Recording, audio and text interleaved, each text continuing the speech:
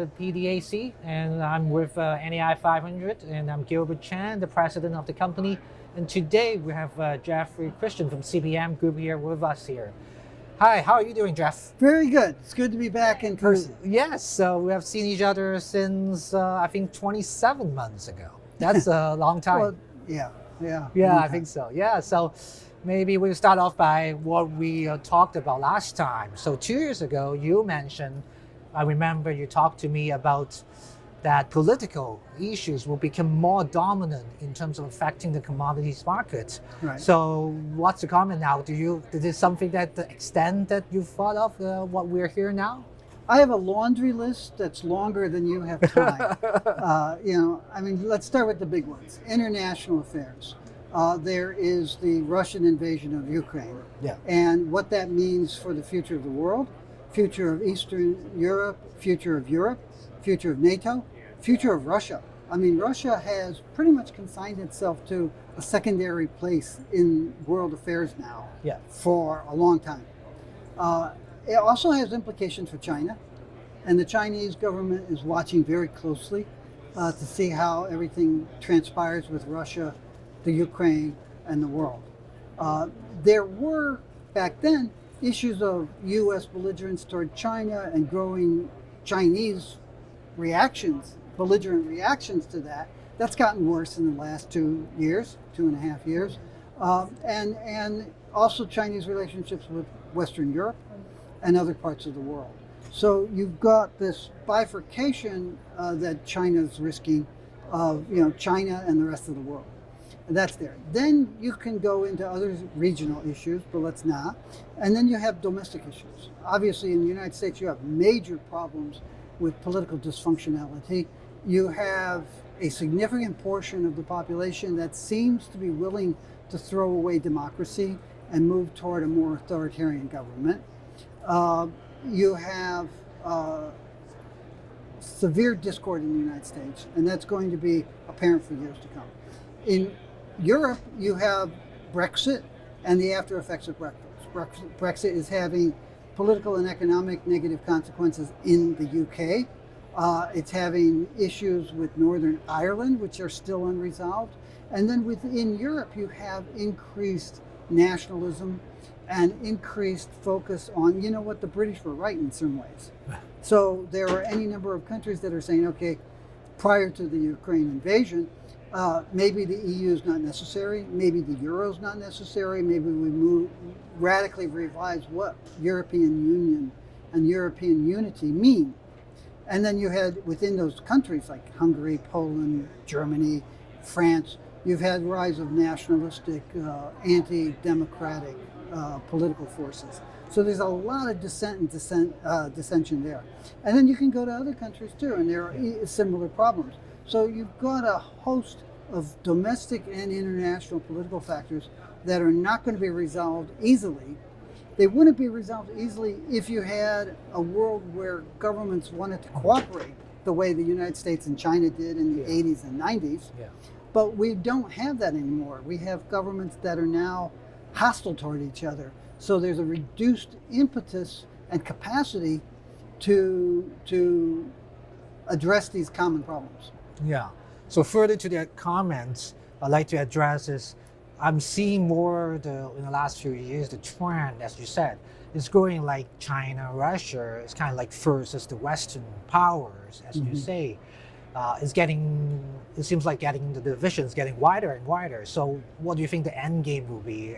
Do we see any sight and the end of the tunnel of this kind of conflict? What sort of things are you expecting? Well, we're running a bunch of scenarios, and they're all long-term scenarios. These are things that are going on, and they're going to have significant financial consequences. It's not clear how it's going to go. As I said, prior to the Russian invasion of Ukraine, there was a view that Russia and China were being more adamant in their views. And I will be the first to tell you, Europe and the United States have really been inappropriate in their behavior toward China, and not so much toward Russia, but toward China and toward the rest of the world. And you've seen for decades the rest of the world, China, Russia, Brazil, India, and other countries saying, hey, we should reproportion the voting stock in the United Nations, the World Bank, and the IMF.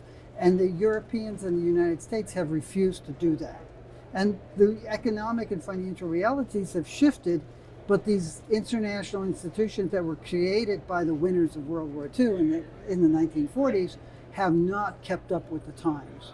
And there's this resistance to do that because it's a diminution of power. And your power is diminished, and you should recognize it, and you should work with the rest of the world to do that. And they're not. So there's a lot of tensions that are going to continue, and I'm not quite sure how they shake out. Now, once the Russians invaded Ukraine, that changed the dynamics. So you can just sort of say, okay, Russia, that was bad, and you're not going to be a major political player in any number of levels for a long time to come. And China, as I said, is watching the consequences, the negative consequences for Russia on a short and long-term basis, and they're saying, okay, that was probably a mistake. And you have Putin in power for 22 years. He's effectively neutralized anybody who could replace him as president of Russia.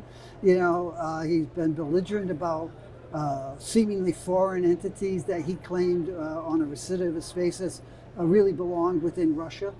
And now last week he compared himself to Peter the Great. And there are any number of people in the Chinese government who are saying, gee, maybe there's some lessons to be learned in China based on that. So I think, I'm not quite sure how it's going to shake out, but it's going to have major consequences for the financial world, for the international currency regimes and international currency systems, and for gold and silver. I mean, we're seeing that, last year we had a lot of central banks that had not been previous buyers of gold, bought gold last year at a higher price. Clearly saying we're concerned about the financial and international currency system consequences of this growing lack of cooperation among major powers. So let's talk about gold. You just mentioned it. So gold had given before early this year in March. They have a spike and now corrected in the last couple of months. So it's kind of like not really have a strong direction. So what's your take on gold these days? Right now it has a strong direction down. Our take on gold has been, and we sort of said that we thought that the gold price would come off in the second and third quarters of this year, and they are. And you have rising interest rates, you have lower growth, you have some indications that inflation figures may be coming down, at least in terms of price increases. Prices won't come down, but price increases may slow. You have the effects of the Russian invasion of Ukraine. You have a number of factors that are causing people to say, okay, maybe I don't need to buy gold as intensely as I was in the first quarter or in July of 2020 when they took the price from like $1,500 to $2,000, to a record price in early August of 2020. So I think our expectation is the price comes off a bit. We wouldn't be surprised to see it break below 1,800 over the next several months. We don't think it goes much lower than 1,780, 1,750 at the most because of all of the litany of economic and financial as well as political problems.